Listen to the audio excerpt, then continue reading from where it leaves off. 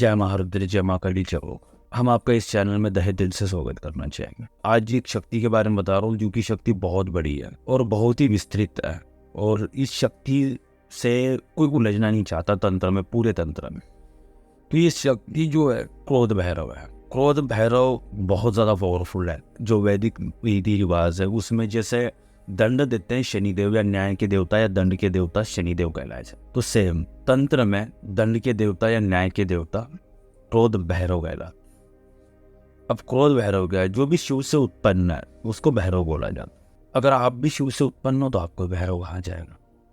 हर एक चीज को इस दुनिया में जो भी भगवान शिव से उत्पन्न है उससे भैरव है। अब क्रोध भैरव की जो साधना है, आप तो नॉर्मल कर सकते हो। क्रोध भैरव के बहुत सारे मंत्र, अगर नहीं है तो हम दे देंगे आपको, आप कर सकते हो क्रोध भैरव की साधना। बट इतना याद रखना, भैरव यानी भय, बहुत ही भीषण होता है और भय बहुत होता है उससे।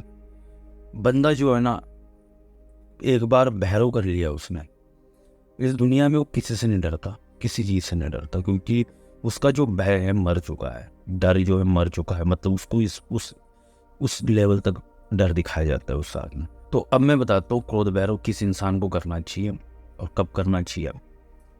अगर आप कोई साधना कर रहे हो और साधना में आपको सामने वाली शक्ति आपको अनुभव तो दे रही है, सब कर रही है, बट सिद्धि नहीं दे रही है, सामने नहीं आ रही, तो आपको भैरव करना चाहिए। या आप साधना तो बहुत दिन से कर रहे हो, 1 साल से 2 साल से, बट सामने वाली जो चीज़ है आपको रिस्पॉन्स नहीं कर, तो आपको भैरव करना चाहिए मेरे हिसाब से। अब भैरव क्या होता है, कैसे होता है? अब बहुत सारे लोग मैं देखा है 15 दिन साधना करते, 16वें दिन भैरव का संपुट लगा देते। भाई ऐसे में तो वो बंदा खुद मरेगा, उस शक्ति को कुछ नहीं होगा।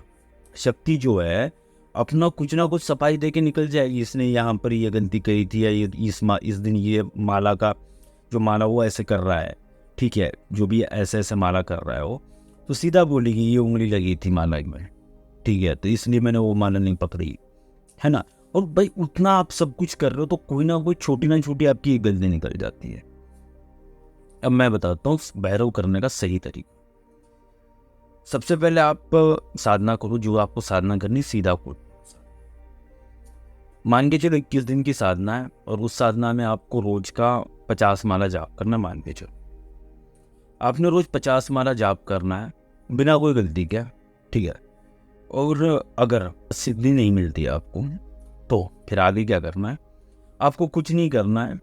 वो जो जाप था आपका 50 माला, वो बस आपको 20-21 माला, या डबल भी कर सकते हो आप, 100 भी कर सकते हो, या 21 या 10-12 माला बढ़ा करके दोबारा आपको संकल्प लेना 21 दिन का।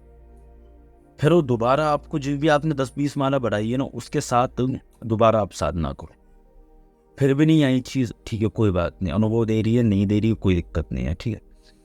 अब क्या करो, सीधा 21 दिन का संकल्प लो और 100 माला कर लो, सीधा डबल कर लो सीधा, और सीधा करते जाओ। 21 दिन हुए नहीं आई, ठीक है, 22वें दिन करो, 30 दिन करो, 40 दिन तक, ठीक है, 42 दिन तक करो, डबल कर लो, नहीं आई।